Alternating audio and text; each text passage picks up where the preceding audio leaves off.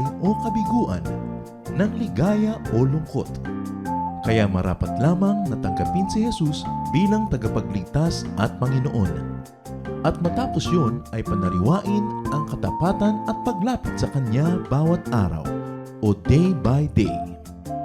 Ang day by day ay naglalayong umalalay sa pang-araw-araw na pamumuhay. Narito po si Kuya Ed Lapis sa mensaheng pinamagatang Brand New.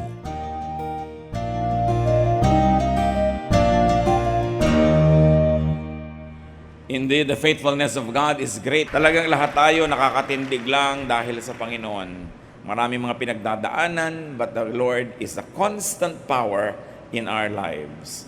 At talagang basta tayo ay sumasandal sa Panginoon at nakikinig sa Kanya at naglilingkod, matapat na nananalig lahat na pagdadaanan. In fact, hindi lang na pagdadaanan, kundi napapaganda pa nga. What does it really mean to believe in Jesus? What is really the gift of God? What is really the gift of new life? What does it really mean to have a new life? At ma-review din natin the privilege that other people should be enjoying if we are sharing with them the love of Jesus. Ang pamagat ng pag-aaral natin, brand new. Bagong-bago. Salamat o Diyos dahil brand new ang blessing niyo sa amin every day. At ang dalangin namin, higit ano pa mang blessing, ang unang-unang maging biyaya, lalo namin kayong makilala.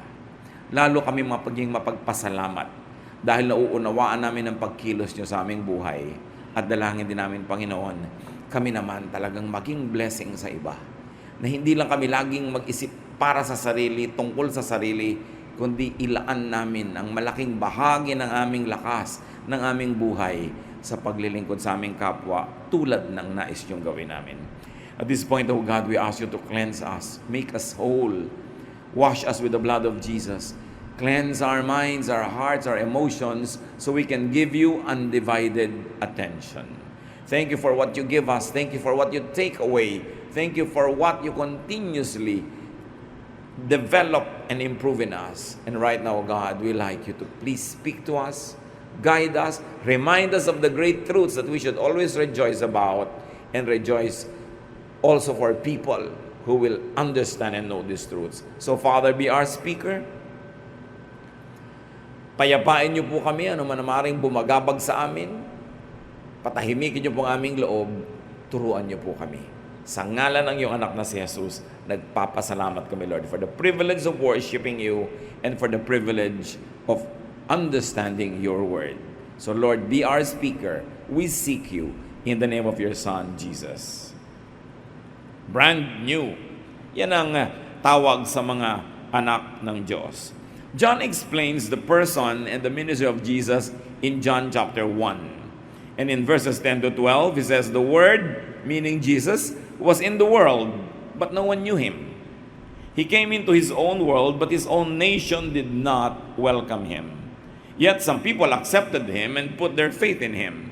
So he gave them the right to be the children of God. Basic Christianity, pero dapat laging inuunawa para lagi tayong maging committed sa katotohanan na ito. Jesus and people's reaction to Jesus classifies people. Dahil kay Jesus, nagkaroon ng dalawang klaseng tao sa mundo. At ang mga attitude naman ng mga tao sa kay Jesus, ang siya din na magbibigay ng classification sa kanila. The reaction of people to Jesus of Nazareth, to the Son of God, classifies people into two. So there are two types of people in relationship to Jesus. One is those who did and who do not accept and welcome Jesus, according to the verses we have read. They remained as they were, as if Jesus was not born. And up to now, there are people who remain as they are, as if Jesus was not available. John 8:38 to 44, the people said to Jesus, Abraham is our father. Jesus replied, if you were Abraham's children, you would do what Abraham did. Instead, you want to kill me for telling you the truth that God gave me. Abraham never did anything like that. But if you're doing exactly what your father does, Don't accuse us of having someone else as our father, they said. We just have one Father, and He is God. So ngayon, kine-claim na ng mga Israelites sa kausap ng Panginoong Yesus, Father daw nila si Abraham. Sabi ni Lord, hindi. Kung si Abraham ang ama nyo, gagayahin yung ginagawa niya. Pero sa asal nyo, kitang-kita. Hindi naman kayo talaga tunay na anak ni Abraham. Because Israelites believed just by being born an Israelite, you are automatically a child of Abraham. And Jesus says, no. Your action tells everyone else that you are not Abraham's child. Sabi niya, tigilan mo kami ng kauusig at kabibintang na may iba pa kaming ama. Ang tunay naming ama, yung Diyos sa langit. Yan lang ang tunay naming ama. In verse 42, Jesus answered, if God were your father, you would love me, because I came from God and only from Him. He sent me. I did not come on my own. Why can't you understand what I'm talking about? Can't you stand to hear what I'm saying? Your father is the devil, and you do exactly what he wants. He has always been a murderer and a liar. There is nothing truthful about him. He speaks on his own, and everything he says is a lie. Not only is he a liar himself, but he is also the father of all lies. Napakasakit pero totoo. Sabi ng Panginoon sa kanila, alam nyo kung sino talaga yung ama, hindi si Abraham, hindi ang Diyos, ang demonyo, ang ama nyo. Kitang-kita sa mga kilos nyo, kitang-kita sa inyong mga asal. Kahit kayo relihiyoso, kahit sa ulo nyo lahat ng scripture, nabubuhay kayo under so many religious laws, nang totoo niyan, ang tatay nyo ay ang Diablo. So there are two types of people. And this first type are those who remain as children of the devil, as if Jesus was not born. So mahalaga, usisayin agad natin ang sarili natin at mga mahal natin sa buhay where they belong. Ito bang group 1, those that do not accept and welcome Jesus and remain as children of the devil? Or group 2, those who accepted and accept Jesus and put their faith in Him? Those who become children of God. Sabi ng John 1:12, yet some people accepted Him and put their faith in Him. So He gave them the right to be the children of God. So before those people accepted Jesus, they were not children of God. They were Israelites. They were born from the family of Abraham. They were religious. But Jesus said, that's not enough. You are children of the devil. At naiba yun na ang Panginoon na isinilang at ng mga tao nagkaroon ng choice. Sino man ngayon ang manalig kay Jesus, sumunod sa Kanya, ay binibigyan ng pribilehiyo at karapatan na maging anak ng Diyos. Doon pa lang nakakalaya ang tao sa pagiging anak ni Satanas. It goes without saying na pag hindi ka nananalig kay Jesus at hindi ka nagpapaligtas sa Kanya, hindi ka anak ng Diyos kahit ka relihiyoso. Bakit? Kasi sino magbabayad ng kasalanan mo? May kasalanan ka. Kahit ka ba relihiyoso, may kasalanan ka rin. So, 1 kasalanan, 1 million kasalanan, pareho lang yun, kasalanan din yun. So, ang classification mo, makasalanan. At kung makasalanan ka, hindi ka anak ng Diyos, dapat banal ka para ka maging anak ng Diyos. Ngayon, ang tanong, paano naman po ako magiging anak ng Diyos? Talaga namang hindi ako banal. Yun nga eh. Kasi pag naniniwala ka kay Jesus, yung kabanalan niya lumilipat sa'yo. At yung kasalanan mo lumilipat sa Kanya, kaya siya namatay para doon. Kaya kami tagapagligtas. Kahit anong religious label mo, kahit naman anong religious membership ng isang tao, kung nananalig siya kay Jesus, ganun din yon. Tatalab din sa Kanya na yung kasalanan niya lumipat kay Jesus at ang kabanalan ni Jesus nalipat sa Kanya, naging anak siya ng Diyos. Great things happen to people who accept Jesus. They become children of God. And is it not this the greatest thing that you could pray for, wish for, and do for the people you love? Na makilala nila si Jesus at tanggapin sa buhay nila at panaligan. Kasi kahit hindi natin nauunawaan yung proseso, yung method, pag nanalig ka kay Jesus, nagkakaroon ng exchange. His holiness becomes yours. That's why you are saved by faith, not by works. And automatically, your sins are charged to Him. That's why you have a Savior. Kaya ang sabi sa Luke 24:47, repentance and forgiveness of sins will be preached in His name to all nations. So ituturo tayo ng pagsisisi, pagtanggap ng pagiging makasalanan at pagsisisi, at pagkatapusan ay ang pagpapatawad ng Diyos ay tatanggapin. And when you are forgiven once for all, because Jesus died once for all to earn salvation and forgiveness for everyone who will believe in Him, therefore you become a child of God. People who accept Jesus, people who become children of God, get forgiven for their sins. Now, this is great news. Kaya yung mga anghel na bumaba sa langit nung ipinanganak si Jesus, sabi sa mga nakikinig na mga pastol na inabutan nila doon sa parang, sabi niya, peace on earth. Why peace on earth? Ang daladala ni Jesus sa kanyang pagkakapanganak ay peace. Dati merong war. War between heaven and earth, war between God and men because of sin. But when Jesus was born, He would save people from their sin. Now there was peace. Peace between heaven and earth, between people and God, and peace inside people's hearts. The greatest gift that we can give to people was paid for by Jesus.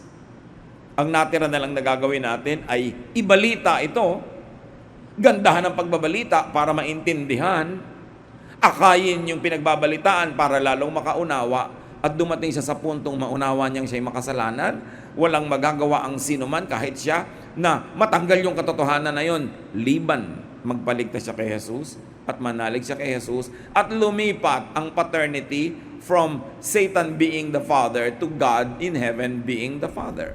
That happens when people believe in Jesus. So people who accept Jesus and become children of God get forgiven for their sins. What better news can this ever have before it? You get forgiven. The other news, of course, is you must pay. Because everybody is sinful, then everybody must pay. Then comes the good news. You can get forgiven. Nakaranas na ba kayo na nalubog kayo sa utang, yung pagkalubog-lubog-lubog na wala kayong maibayad, dun yung maiintindihan ko anong halaga nung patawarin ka na lang. O sige, patawad na lang. Biglang gagaan yung bigat na dala mo. Biglang makakaluwag ang iyong paghinga. Lalaya ka mula sa pag-aalala, mula sa pagtatago kuminsan. Lalaya ka mula sa paghihirap dahil pinatawad ka. So dalawa lang naman ang pwedeng mangyari. Singilin ka o patawarin ka. Pero ang na kay Jesus, pinapatawad.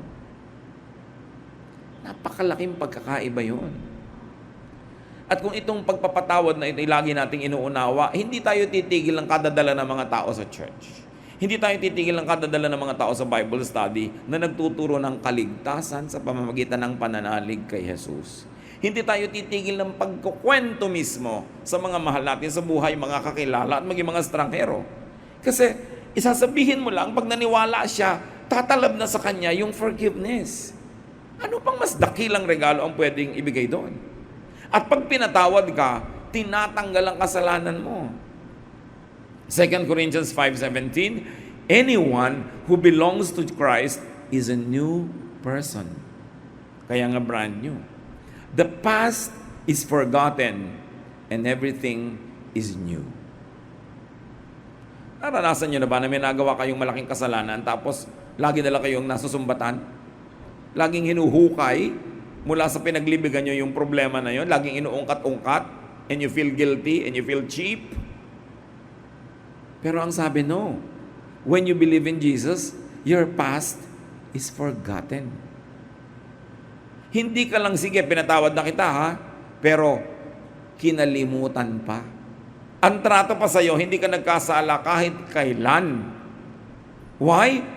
Because when heaven looks at you, it is the perfect blood of Jesus that heaven sees.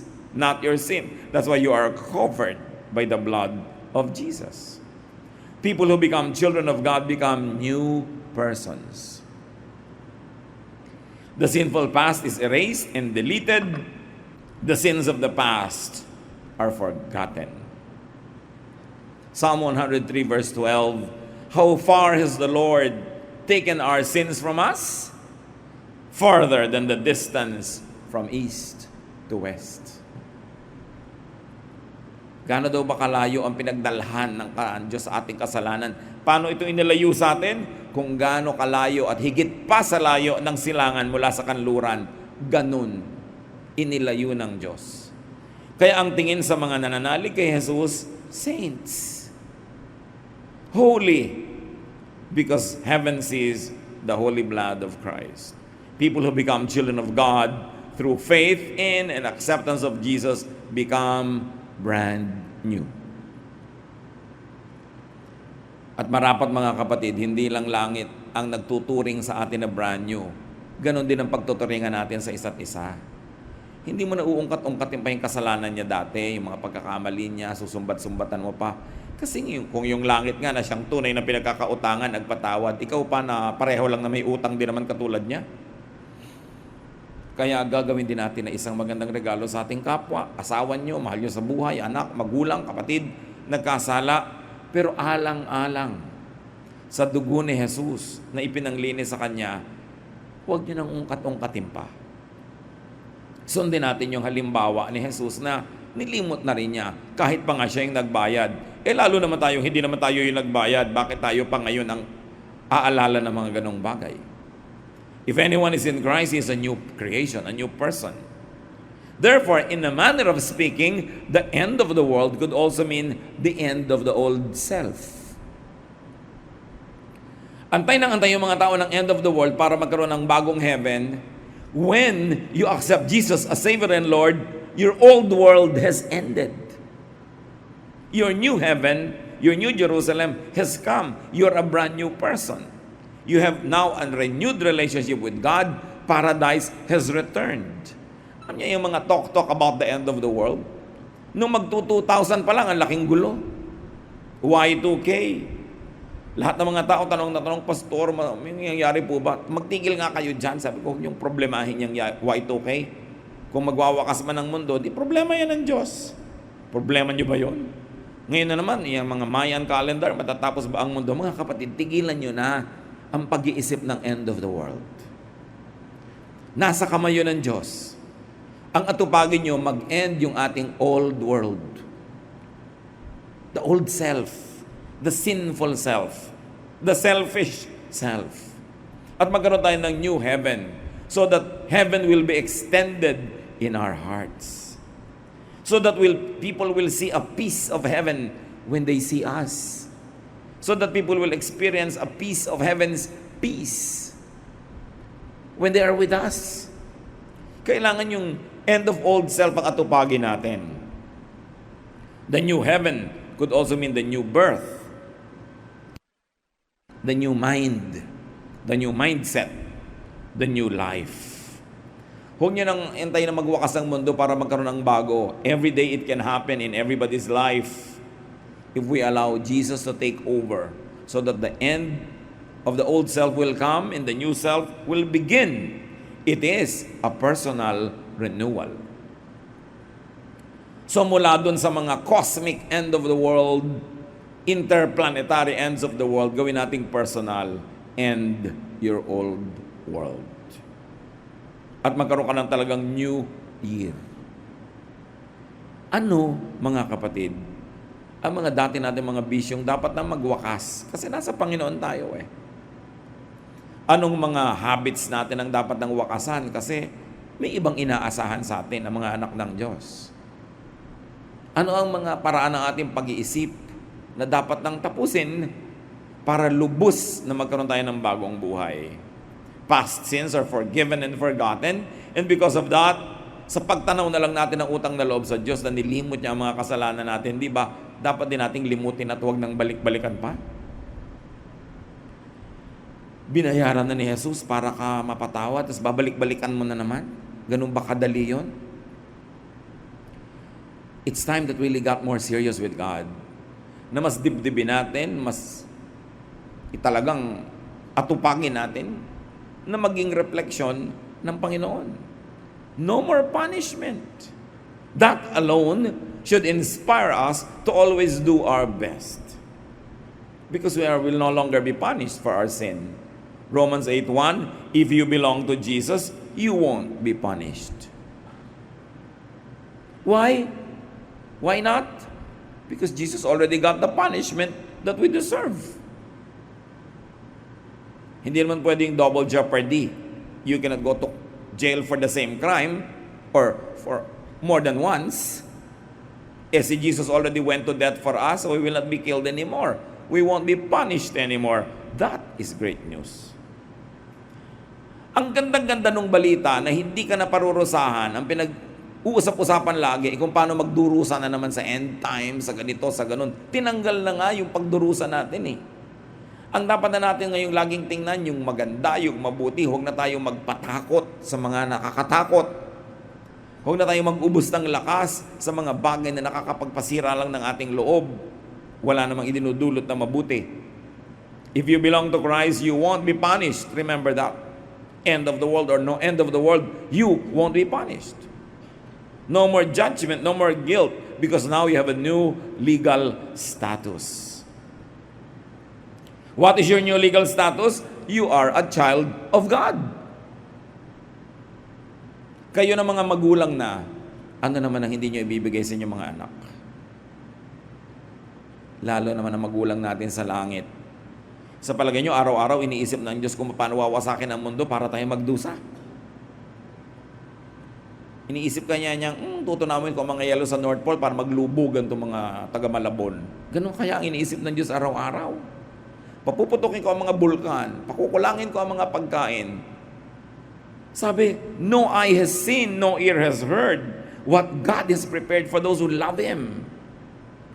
Hindi pa nakayang abutin ng anumang creative na mga utak kung ano ang magagandang bagay na inilaan ng Diyos. Yun ang isipin natin, huwag yung mga kung ano-ano katatakutan. At dahil sa pagtanaw natin ng utang na loob sa magagandang bagay na ginawa na para sa atin ni Jesus at gagawin pa ng Diyos Ama, let's focus on doing what is right. Let's focus on doing what is good. And let's focus on sharing the good news of salvation with people. All it takes is for you to tell them, to give them the choice. Sasabihin ng iba, ang hirap naman po sabihin nyo, iba ayaw makinig. Hindi mo duty na mag-decide para sa kanila kung mananalig or not. Ang duty mo, bigyan sila ng choice. Balitaan, sabihan, and challenge them to make a choice. That is your duty. Whether or not they choose to believe or not is not your business. Your business is to at least give them the opportunity to believe. Malalaki ang ating mga pananagutan. New legal status. So we should live according to our new status, according to our identity. Nakatatak sa atin ang pangalan ni Jesus. Kaya nga tayo hindi kayang lupigin ang mga masasamang espiritu dahil nakatatak sa iyo yun. Pero tatandaan natin, dahil nakatatak yun, dapat din nating parangalan ang pangalan na yun. Hindi bigyan ng kahihiyan. At hindi lagi na lamang nabiguin dahil sa mga paulit-ulit nating mga pagpapabaya. May pananagutan din naman ng pagiging anak. Hindi puro pribilehyo. If you're really a part of the home, the household, the family, you must have household chores. Alam mo sa isang bahay kung sino ang bisita, sino ang host. Yung mga bisita walang ginagawa. We have the family of God, we have the home of God in the church. In the person and personality of the church, we must have household chores. We are not guests. We are children of the King. Kaya dapat hinahanap natin, paano ba ako magiging member ng family? What will I do? What is my role? Hindi lang ako bisita. I should not be part of the guest list. I'm part of the host list. And I should do something. Pangatawanan, panindigan. Tulad ng ginawang pangangatawanan at paninindigan ni Jesus nung namatay siya para sa atin. 1 Corinthians 6:11, but now the name of our Lord Jesus Christ and the power of God's Spirit have washed you and made you holy and acceptable to God. Ginawa na tayong banal. People who become children of God are even made clean and holy. Hindi lang basta, sige, magbubulag-bulagan na lang ako sa mga kasalanan mo. No. It's taken away. It is washed away. Genesis 3:29, so if you belong to Christ, you are now part of Abraham's family and you will be given what God has promised. So yan ang tunay na mga kamag-anak ni Abraham, yung nananalig kay Jesus. Hindi lang yung citizens of Israel. Kung hindi naman naniniwala kay Jesus, baliwala. People who become children of God are made to belong to God's family and are made heirs of God. Alamin ninyo lahat ng pangako ng Diyos kay Abraham na ipapamana sa kanya. At kung kayo'y na kay Jesus, nananalig kay Jesus, kayo ang tagapagmana ng lahat ng pangakong yon, because those who are in Christ are Abraham's children. Status. A spiritual status. Hindi nyo na kailangang kopyahin ang mga Israelites. Hindi nyo na kailangang kopyahin ang kanilang mga balbas at bigote. Hindi nyo na kailangang kopyahin ang kanilang mga costume at mga pista. Hindi nyo na kailangang kopyahin ang mga pangalan nila at mga kostumbre nila. Pag naniwala ka kay Jesus, automatic, you are a child of Abraham, no matter what your cultural identity is. Yun ang nagaganap at dapat ipamalita. Matthew 28:19-20. Go to the people of all nations, sabi ni Jesus, and make them my disciples. Baptize them in the name of the Father, the Son, and the Holy Spirit, and teach them to do everything I have told you. Yan ang kahuli-hulihang bilin ng Panginoong Jesus bago siya umakyat sa langit. People who become children of God become God's messengers. Yun ang papel natin. Make disciples of all people. Not only make believers, but make them disciples. Kailangan hindi lang nanalig at titigil na doon. Lalago to the point na maglilingkod. Yun ang goal natin. Hindi lang makinig, mag-mature, at maging tagapaglingkod. What are the challenges in being God's children?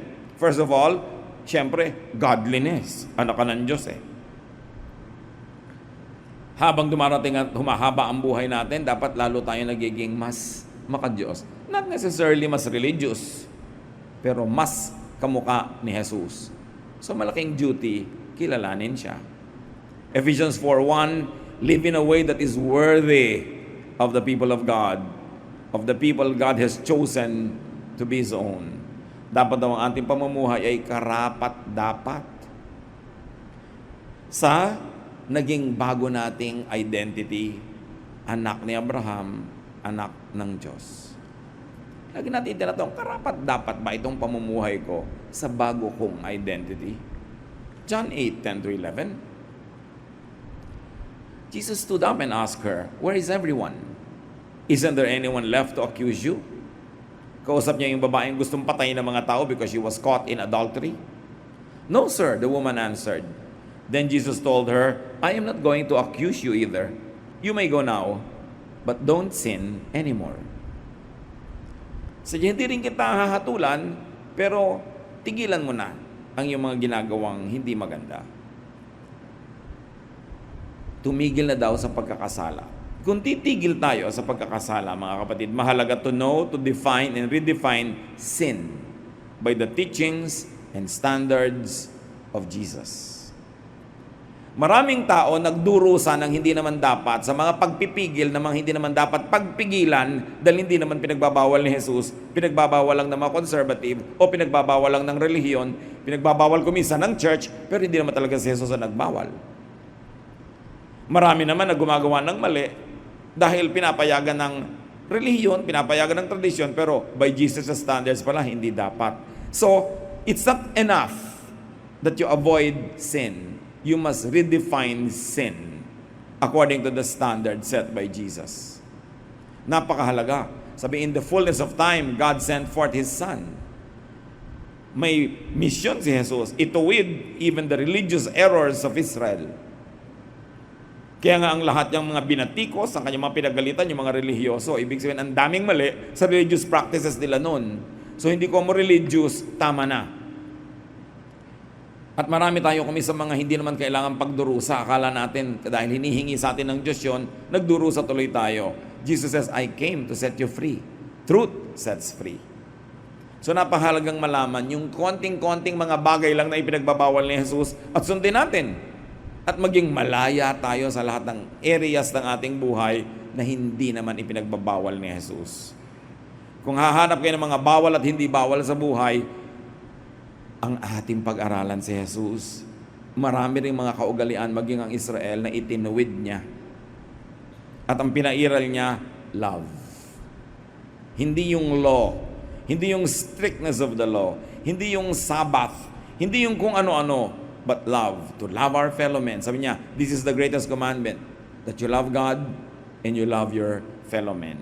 So let's learn and relearn love. To be more loving. Tatay ka, how could you be more loving? Isa kang nanay, how could you be more loving? Anak ka, how could you be more loving? How could you be a more loving brother or sister in the Lord? When you love and when you relearn love and when you practice love, you are practicing the teachings of Jesus. Kaya hindi lang basta religion. Dapat Jesusness. It is important because He is our Savior, no one else. At kung tama na nga ang lahat sa relihiyon, ba't pa ipinadala ang anak ng Diyos? Wala naman palang dapat baguhin. Kaya sa ipinadala, may mga binago. May mga itinuwid. May mga binawasan na mga kasobrahan. At may mga ipinaalalang nalilimutan. So, get reacquainted with Jesus and fall in love with Him. Minsan may mga nagtatanong sa akin, anong goal mo bilang isang preacher, bilang isang teacher? I say many. But one of that is to make people fall in love with Jesus because He is lovable. Let's fall in love with the Lord by knowing Him and you really will fall more and more and more in love with Jesus. Hindi siya yung katulad ng mga religious scribes and Pharisees. Hindi siya katulad ng mga priest. Ang sarap niyang kasama. Ang ganda ng kanyang mga turo. At kung may mga tao man na akala nila mahirap maging member ng isang church, mahirap maging religious kasi puro bawal dito at bawal doon, hindi si Jesus ang tinutukoy nila. Iba. It is nice to let Jesus rule your life. There's another challenge in being God's children, that is mission. 1 Corinthians 9:16, preaching is something God told me to do, and if I don't do it, I am doomed, sabi ni Paul. Sumpain ako. Woe is me if I don't preach the gospel, he says. It is something that we must all do. Acts 4:20, we cannot keep quiet about what we have seen and heard. Dapat ipamalita. Pag hindi tayo nagbalita, hindi tayo nag-imbita, hindi tayo nagbitbit ng mga tao patungo sa mga Bible studies, sa mga worship services, sayang ang salvation. Available pa naman to all. Sayang ang pagkakataon ng tao na maligtas. Dapat lang masabihan, sayang ang sakripisyo ni Jesus kung sosolohin lang ng kakaunti, samantalang sapat para sa lahat. At ito dapat ang challenge na ilang tao ang dadalhin ko sa Panginoon ngayong taon na ito. Ilan sa mga kilala ko at hindi kilala ang bibigyan ko ng imbitasyon. Papakitaan ko ng mabuti.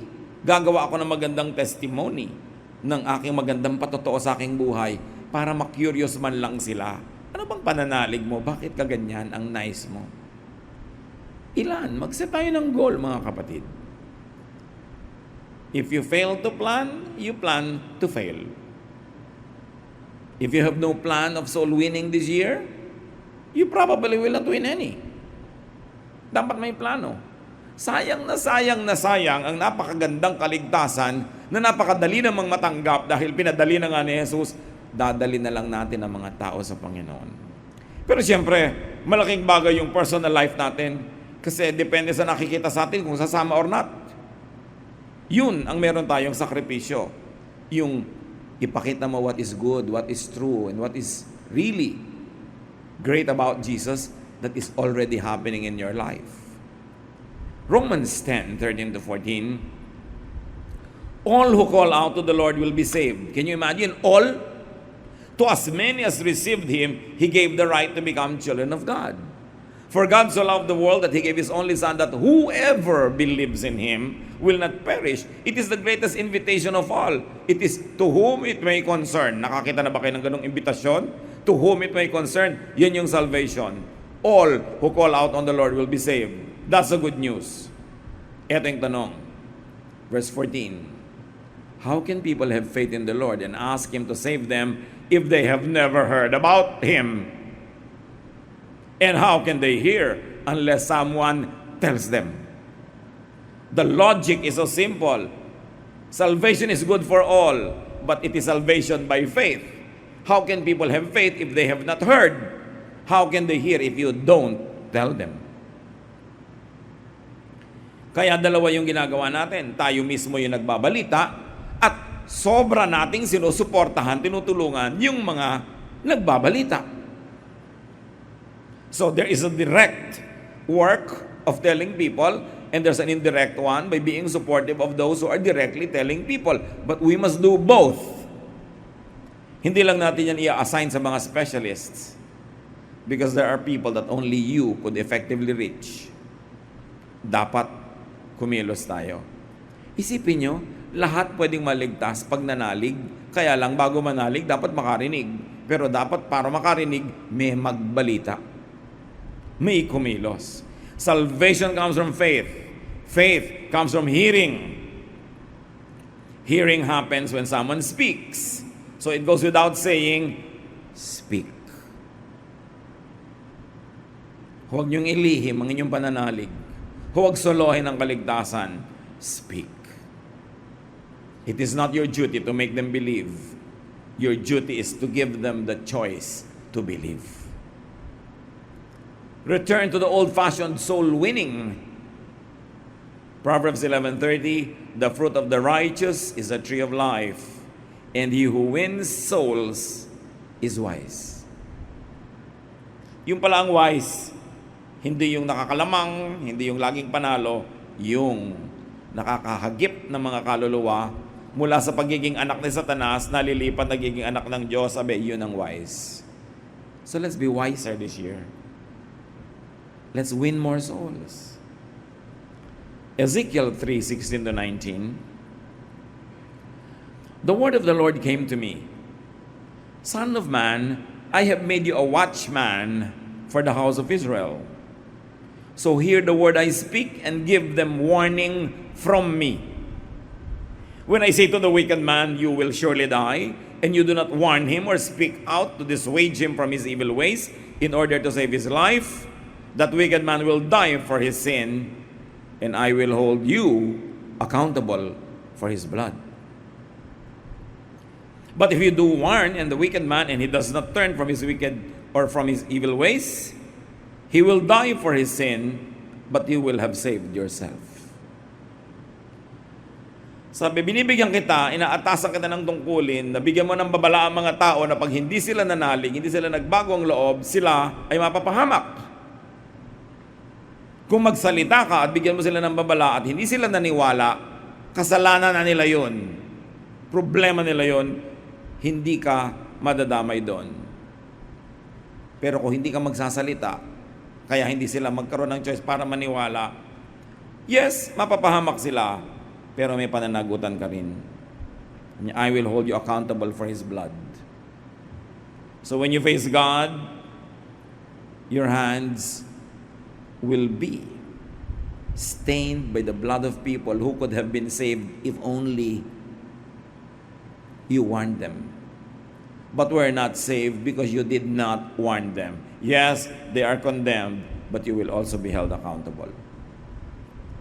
At sabi ng Panginoon, ngayon, kung ginawa mo tungkulin mo, nagsalita ka, hindi siya nakinig, he will be condemned. Pero ikaw, hindi ka naman nanagot kasi ginawa mo ang iyong tungkulin.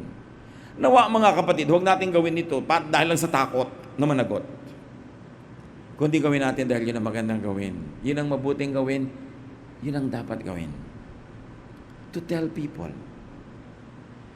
Nakikita nyo pagkalinggo kung gaano kapuno ang mga mall? Tapos ang marami mga churches, para mga kinalug na duhat yung mga laman, konti lang. Kung gaano ang mga tao nagkakandara pa sa panonood ng mga pelikulang puro kabalbalan. Well, kung nalilibang naman sila, bahala sila. Pero dapat may ginagawa tayo to make church attractive to people and to bring people to church. Because kahit ano pang mangyari, the church is the body of Jesus. May mga imperfections, may mga kakulangan, but ano pa man at pabalik-balik ta rin ang mundo, Yun ang katawan ni Kristo at siya yung head ng church. Kaya dapat ganun na lang ang pagmamalasakit natin. Kahit kung minsan ikaw man merong unhappiness, edi gumawa ka ng paraan para maging happy ka. May kulang, edi punuan mo. Kasi hindi ka naman bisita, member ka ng family. Pero dapat talaga pagmalasakitan. Alam niyo mga kapatid, dapat uli nating pausuhin ang church. Because society is getting more and more secularized. Minsan isa na lang sa mga choices yung church. Minsan nga hindi pa yun ang napipili. Kasi lahat ng sarap at lahat ng mga luho ay kasabay yung schedule. But we should do something. That's why we can extend the church to our homes. Yung nalalayuan sa mga churches, edi mag-Bible study ka sa bahay. Siya mismo ang puntahan mo, sharean mo siya. Maraming paraan kung kikilos lang tayo. Pero tandaan natin, pag hindi tayo kumibo, sayang ang salvation. Sayang ang dugo ni Kristo, mananagot pa tayo. Every person won becomes a brother or a sister, a friend and an ally. But every person that you have not won for Christ might become your spiritual enemy at the end. Kaya kailangan tayong kumilos. Pero ang unang-una, tayo mismo. Nag-end of the world na ba? Yung old world natin. Dapat, yun ang magunaw. At bumaba na ba yung new heaven? Because pinapangatawan natin that we are new creations. These are the challenges set before us for this new year. Una, wakasan ang mga dapat wakasan sa personal nating buhay. Simulan ang dapat simulan at maging puspos ang ating soul winning. He who wins soul is wise. Panginoon, salamat sa mga paalala. Salamat po sa mga posibilidad. Sa maraming magagandang bagay na pwedeng maganap kung susunod lang kami sa inyo. Unang-una, nais po namin i-review, kami ba nagtiwala na kay Jesus? Nagpaligtas na ba kami? Kung hindi pa mga kapatid, pwede niyong gawin yan right now. You can just pray. Seek God's forgiveness for all your sins. Ask Christ to come into your heart and believe. Then grow. You accept Jesus once, but you never stop growing all your life. Panginoon, reviewin niyo po kami. Siyasatin kami. Kung anong status namin. Anak ba kami ni Satanas? O anak niyo kami? At kung kami mga anak niyo, ganun bang nakikita sa aming buhay? Pinapangatawanan ba namin? Lord, continue to search our hearts so that we can begin everything right. Pagbulay-bulayan natin mga kapatid ang personal na kahulugan nito sa ating buhay. What does it mean to have the end of your old world inside you? What does it mean to be wise? To win souls? And what does it mean to follow Jesus? Lord, help us make this personal. Teach us how to apply these high ideals in our personal lives. Let's be alone for a while with the Lord, and in silence, listen to His voice.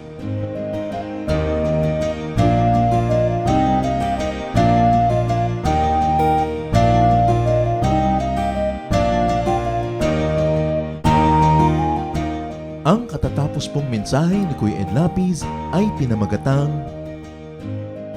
Brand New.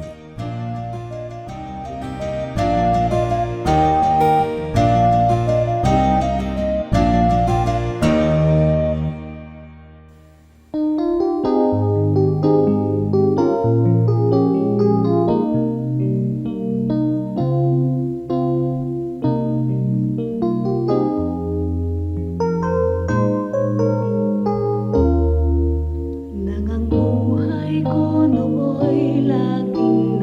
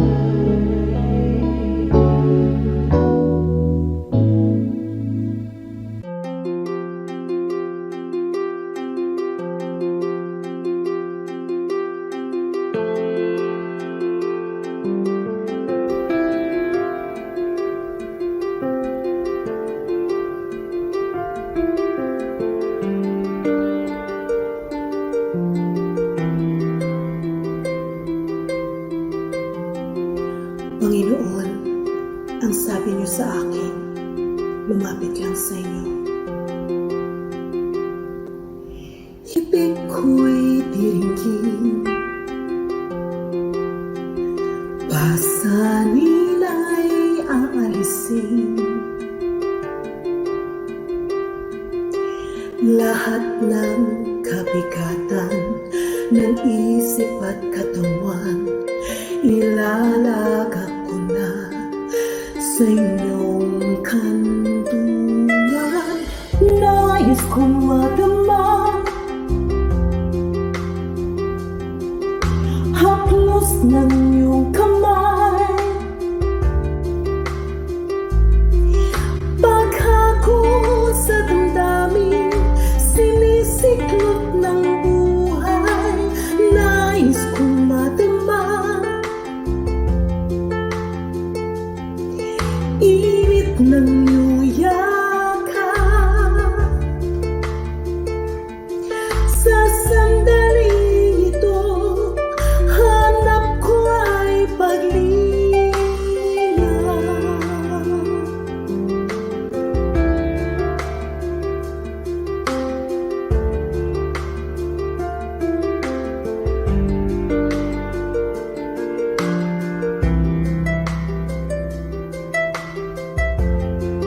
Panginoon, tinatanggap ko po ang inyong paanyaya. Dito sa piling mo, nais kong magpahinga. Ang pagod kong puso naghahanap ng ligaya. Lapatan ng lunas, bigyan ng pag-asa. Nais kong madama haplos ng iyong kamay, paghakot sa damdamin, sinisiklot ng buhay. Nais kong madama init ng iyong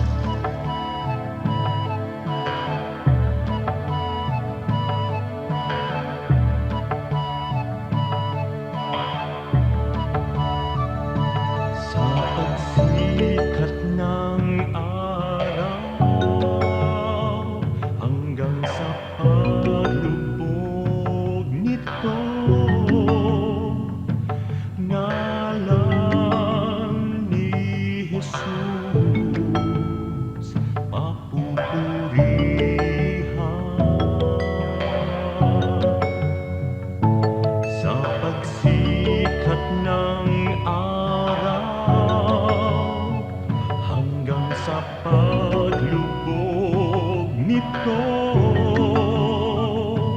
ngalan ni Jesus papupurihan.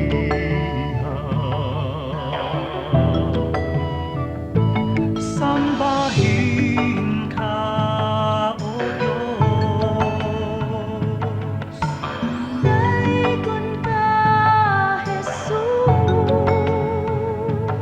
Daydayawan ka, O Apo Diyos, sa lahat ng panahon. Sambahin ka, O Diyos. Kaluhuran na ka, Jesus.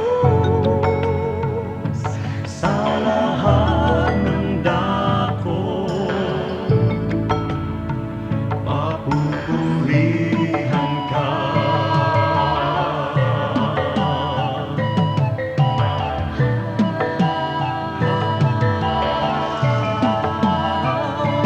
Sa pagsikat ng araw, hanggang sa paglubog nito,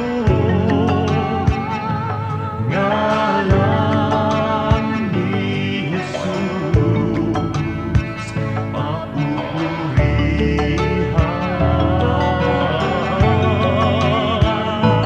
Sa pagsikat ng araw, hanggang sa paglubog nito, ngalan ni Jesus papupurihan.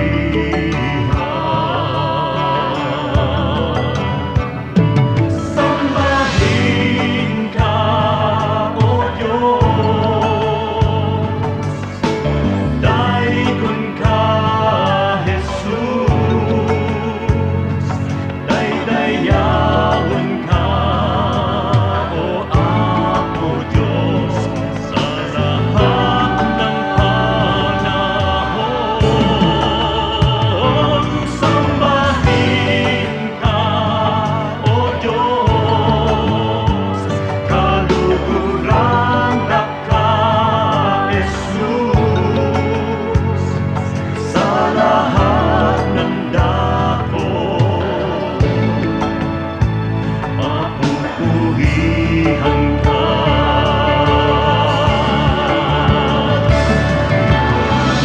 Sa pagsilay ng liwanag mula doon sa silangan, nadarama't nakikita ang sa inyong pagmamahal. Lumalandas, humahawan, tumatanglaw sa aking daan, nangunguna, gumagabay sa aking bala ng hakbang. Sa pagdatalyaong gabi na malamig at mainam, akin namang nalalasap ang inyong kapayapaan. Patiningning ng bituin at liwanag niyang buwan, ay banayad kaya tulog, ay madlang kapahingahan. Sa gabi man o sa araw, sa dilim man o liwanag, kayo ay aking kapiling sa lahat ng kalagayan. Ako'y hindi natitiis, ako'y hindi iniiwan, kaya lubos na papuri ang sa inyo'y aking alay. Sambahin ka, O Diyos. Daikon ka, Jesus. Daydayawan ka, O Apo Diyos, sa lahat ng panahon. Sambahin